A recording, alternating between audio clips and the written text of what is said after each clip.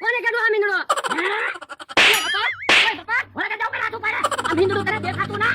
કઈ બોલતા ના તો પાછો ભોળા દાદા ઉપર હાથ ઉપાડે હાલવા માંડ કાઈ વાંધો નહીં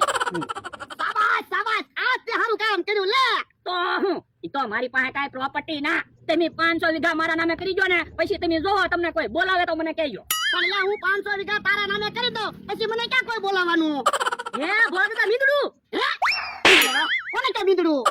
પણ હું તમને ક્યાં કહું મીંદડું હવે તમે તો કીધું ભોળા દાદા મીંદડું એમ પણ હું તો મીંદડું ને મીંદડું કહું તો એમ હરખું કયો ને હે મમરાભાઈ તમે હું ઉંદરડા પકડવાનું પિંજરું લઈને આટા મારો અને ઉંદરડા મૂકવા આવ્યો તો ક્યાં આયા તમારી વાડી પાસે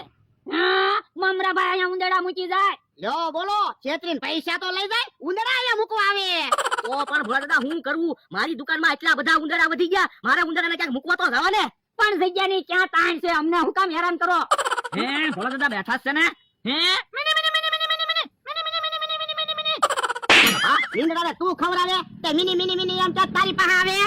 ભોળા દાદા મીંદડું કેમ લેવા એ મમરાભાઈ લીધે મમરાભાઈ ઉંદરડા મૂકી દે ને એટલે હારું હવે ઈ વાત જવા જો આજ તો લગનમાં જમવા જવાનું છે સાંજલો કરવાનો છે 101 હવે 101 સાંડલો ન કરવાનો હોય અત્યારે મોંઘવારી કેટલી વધી જાય 501 સાંડલો કરવાનો હોય આ તો 501 આપો તમે પૈસા આપો એ પ્રમાણે સાંજલો કરવાનો છે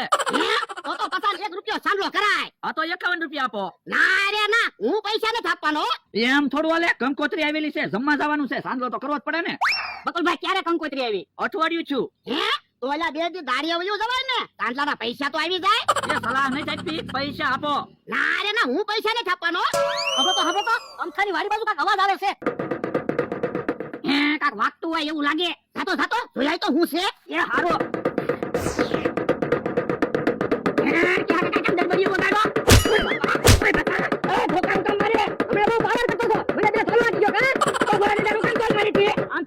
કોઈને અવાજ નહીં સંભળાય મને તો એમ હતું કે ડોગાની વાડીએ કાંગાડ્યો આ તો મારું પણ આતું કરવા મળ્યું બીજો સાહેબ કે નથી લખી બોલો મને તો એમ હતું કે આ પરસંગ છે એટલે દરબડિયું વાગે પરસંગ કાય નથી તને આને બોલવા છે એટલે દરબડિયું વગરનો પ્લાન કરતો મને કહી દો ભોળા દાદા ધ્યાન રાખ એ કઈ લીધે તારા ભોળા દાદાને અમે કઈ ડોગાથી દીતા ના વાહ ચાહા કાકા વાહ તમે હારો પ્લાન આપ્યો હો તું હારું ખાવાનું બનાવતો હોય ને તો હું તો આવો પ્લાન આપ્યા જ કરું હાલો હું તો ભાગું મારે તો જમવા જવાનું છે પણ બકુલભાઈ ઉભા રહ્યો ને ભોળા દાદા મને આમ જોવા ગયો છે જો એટલામાં ક્યાંક જમવાનું હોય તો તમારે આગું જમવા હું કામ જાવું પણ એટલામાં ક્યાં ક્યાં લગન છે પણ હમણાં આટલા દરબડ્યું તો વાગતું તું હે મારો માણસ કેમ રોતો આવે એ લા હું જો કેમ રોતો આવ્યો કે તો ખરો કેમ હિપટ્યા સડી ગયો એ અમતાએ મને ઢીબો પણ તું અમથાની વાડીમાં હું કામ ગયો દરબડ્યું વાગે ને જવાનું હતું પણ અમતાની વાડીમાં ક્યાં કાકા દરબડીઓ વગાડતા હતા જો બોલો કે હા કાકા હું કામ દરબડીઓ વગાડતા હતા એ દરબડીઓ વાગે ને હું જોવા જાવ ને એટલે ત્યાં કાકાએ અમથાએ પ્લાન બનાવ્યો છે અને ઢીબા હતું તે અમથાને બે ઢોલ મારી ને તે તને ઢીબો હશે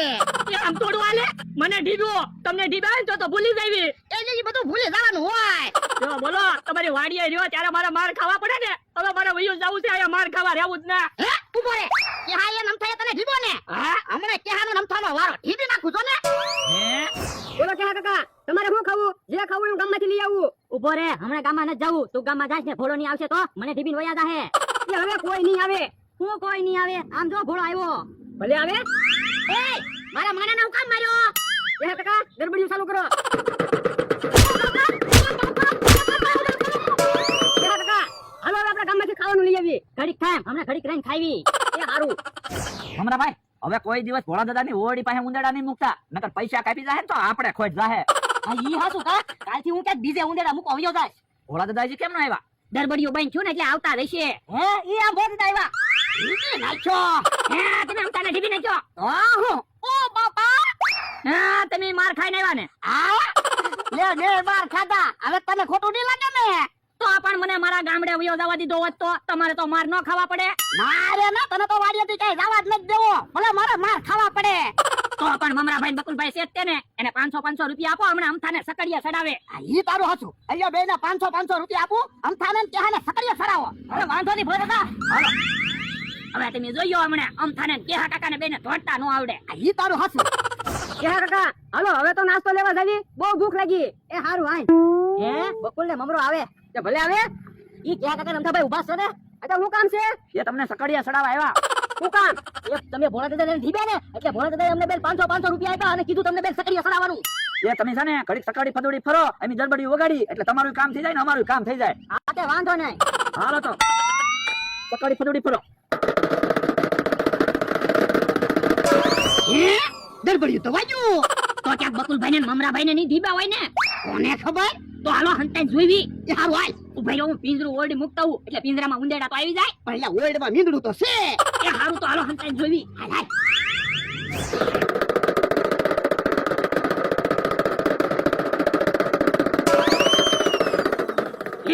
ઓલા તો ક્યાં કાકાને નમખાને ડિસ્કો કરાવે. એટલે પેલા ડિસ્કો કરાવશે, થાકી જાય પછી ધીપશે.